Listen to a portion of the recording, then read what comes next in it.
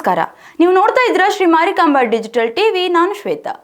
ಉತ್ತರ ಕನ್ನಡ ಜಿಲ್ಲೆಯ ಕುಮಟಾದ ಕಡ್ನೀರು ಗ್ರಾಮದಲ್ಲಿ ನಿನ್ನೆ ರಾತ್ರಿ ಸುರಿದ ಮಳೆಗೆ ಗುಡ್ಡದ ಮೇಲಿನ ಕಲ್ಲುಗಳು ಜರಿದು ರಸ್ತೆ ಮೇಲೆ ಬಿದ್ದು ಸಂಚಾರಕ್ಕೆ ಅಡಚಣೆಯಾದ ಘಟನೆ ನಡೆದಿದೆ. ರಾಜ್ಯಾದ್ಯಂತ ಮಳೆ ಸುರಿಯುತ್ತಿದ್ದು, ಕರಾವಳಿಯಲ್ಲೂ ಆಗಾಗ ಮಳೆ ಆರ್ಭಟಿಸುತ್ತಿದ್ದು, ರಾತ್ರಿ ಸುರಿದ ಮಳೆಗೆ ಹಳ್ಳದ ನೀರು ಹೆಚ್ಚಾಗಿ ರಭಸದಿಂದ ಹರಿದಿದ್ದು, ಗುಡ್ಡದ ಬಂಡೆಗಳು ಕೊಚ್ಚಿ ಬಂದು ರಸ್ತೆ ಮೇಲೆ ಬಿದ್ದು ಸಂಚಾರ ಬಂದ್ ಆಗಿದೆ.